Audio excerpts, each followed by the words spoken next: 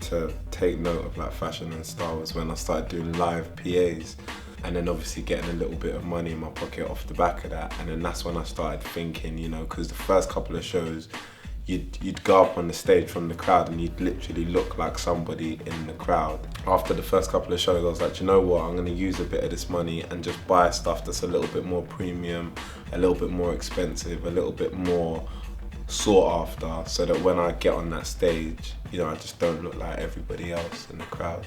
School trends, climber fit hats, just do it bag, kickers, do you know what I mean, DMs, there was loads of like wallabies, you know, but then my thing was whenever those trends came in, everybody was wearing it. So it wasn't, obviously there'd always be that, you know, that kid, you know, with the parents that are doing all right, that always has it first, but it was like a whole, like, you know, kind of infiltrated throughout the whole school from like year 7 all the way to year 11.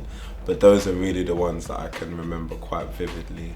I feel like music and fashion are quite synonymous. I feel like depending on how old you are, you know, you wanna be the musician who you really idolize. Do you get what I mean? So I do definitely feel like when So Solid were out, I was definitely taking note of what they were wearing. I remember when Dizzy and Wiley came about and it was that whole sort of like Eskimo era. I did have an Academics tracksuit, do you get what I mean? But it was little drips and drabs, something that could just help me identify with those artists, until I really discovered like Kanye West and Pharrell, and that's when I feel like my whole lifestyle was adapted, because they were going against the grain a little bit more. This was like college dropout time, to like 2004, because they were going against the grain, and you know, some of their stuff was a little bit more fitted. They were wearing brands that I weren't really aware of, and then obviously dipping into high-end fashion as well. That's when I started being like, do you know what, I can kind of, this feels like a bit of me. Do you know what, honestly, like after the GQ Best Dressed Man of 2012, it's given me more freedom, because I can just wear some speedos and everyone's like, wow, that looks amazing. No, seriously, all jokes aside, it has really given me more freedom. Like, I just feel like I'm more, like I have less pressure to kind of prove myself to everybody. UK designers at the moment, I really like Christopher Rayburn. I think he's amazing. He done a piece for my arena tour, like a sort of like one-piece thing that I wore, which was really amazing. And yeah, you know, I wore one of his jackets for Glastonbury. I just think he's very edgy. I like Matthew Miller as well. I like what Matthew Miller's doing. I think he's pretty incredible. I like Folk as a brand. I think Folk are great. YMC, I think YMC is great. I like Adrian Savage. I think Adrian Savage are great.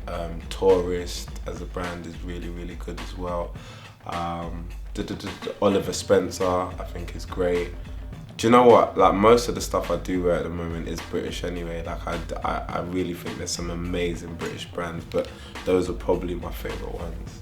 Yeah, footwear is very important. For me, I feel like a lot of people know me for the blazer, but like my absolute favourite trainer would have to be like the Jordan 6. Like, I first wore it for Written in the Stars, which was a little while ago now, and yeah, it just became a really, I mean, when you watch the Written in the Stars video, it just became a very iconic silhouette. I feel that's where that look of the, you know, denim biker jacket, long tee, and, you know, like skinny jeans and some J's, like, really came about. And so from that point, you know, that's the trainer that I really just feel comfortable in. Yeah, there is a few things I look back on, like fashion faux pas, and I'm just like, wow, but I feel like it's all part of your growth and development. You can only, like, you know, praise someone who's really trying to go against the grain. You're not going to get it right all the time, you know. I feel like one of those things was a velour tracksuit. I did get involved in that. My mum went to America and she came back with all these Sean John, like cream, really, that got dirty instantly. As soon as you stepped outside in the London smoke, it was dirty already.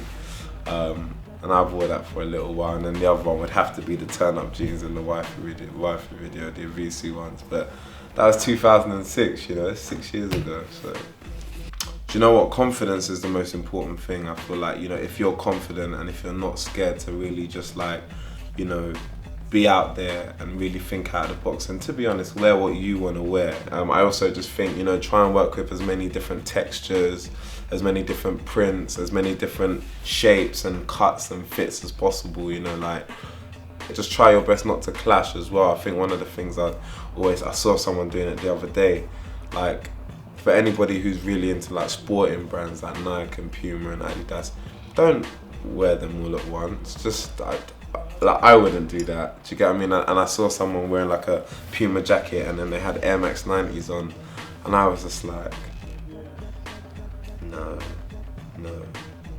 You know, so that would probably be one of my worst like faux pas. Like, don't do that.